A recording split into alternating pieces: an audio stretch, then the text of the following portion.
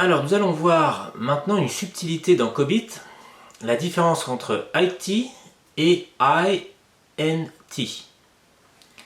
Donc ça c'est nouveau dans COBIT 2019, on n'avait pas ça avant.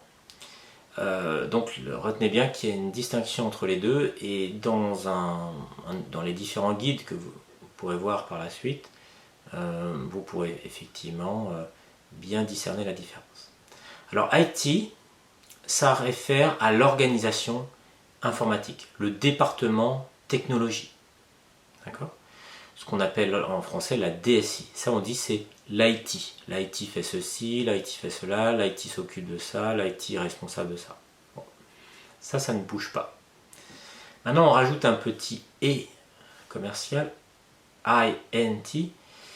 Ça réfère effectivement au concept lui-même d'information et de technologie. Et pour COBIT, ce sont deux choses qui vont ensemble, mais deux choses qui sont conceptuellement différentes. L'information, vous voyez bien, c'est un concept abstrait. L'idée qu'il y a de la data, de la connaissance, de l'information, qui est captée, qui est retenue, qui est enregistrée, qui est refournie. Bon, ça c'est l'histoire même de l'informatique. Et le concept de technologie, qui lui se rapporte à quelque chose de matériel. Autant l'information c'est abstrait, intangible, autant la technologie c'est tangible. La technologie c'est quoi ? C'est des ordinateurs, des processeurs, de la mémoire, de l'électricité, du métal, des réseaux, de l'internet, donc des choses qui sont très techniques du coup, alors que l'information peut porter sur des choses purement financières qui n'ont absolument rien de technique. Un dessin, un tableau, la Joconde, contient des informations et ça n'a absolument rien de technologique ou rien de technique, on va dire. Voilà, donc c'est ça, cette idée de INT, information d'un côté, technologie de l'autre. Alors bien sûr, l'information, elle est partout dans notre vie, on l'a vu dans un autre module, et surtout, elle peut être ailleurs qu'à l'informatique. C'est un tout petit peu le problème, parce que quand on appelle le DSI le directeur du système d'information, si on considère que l'information c'est toute l'entreprise, donc si le SI c'est toute l'entreprise, alors le directeur du SI, ça serait le directeur de toute l'entreprise. C'est pas très cohérent. Le directeur de l'entreprise, bon, c'est le PDG, le gérant, le CEO, le Chief Executive Officer.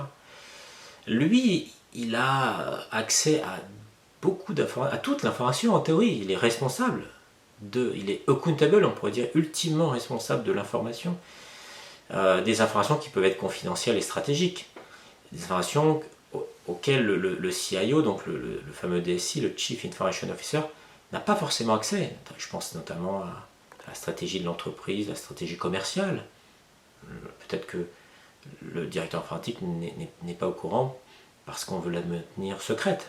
Ce qui est toujours difficile, puisque si on veut que les gens s'alignent avec la stratégie, il faudra bien tôt ou tard qu'ils comprennent où on va.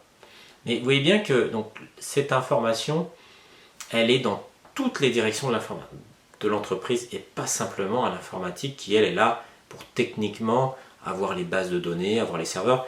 Encore, ce concept évolue très très vite puisque le cloud montre que l'information elle-même, elle n'est plus là physiquement, elle n'est plus dans les salles informatiques de l'entreprise, mais elle est ailleurs, quelque part, sur le cloud.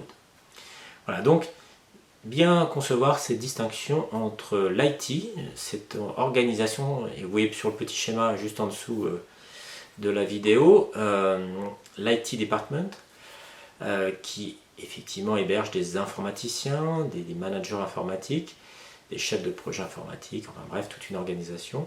Et puis ce concept d'information et technologie qui peut être ailleurs, notamment chez des fournisseurs pour la technologie et puis dans d'autres directions pour l'information. Voilà, j'espère que ça a été assez clair pour bien différencier les deux. A tout de suite.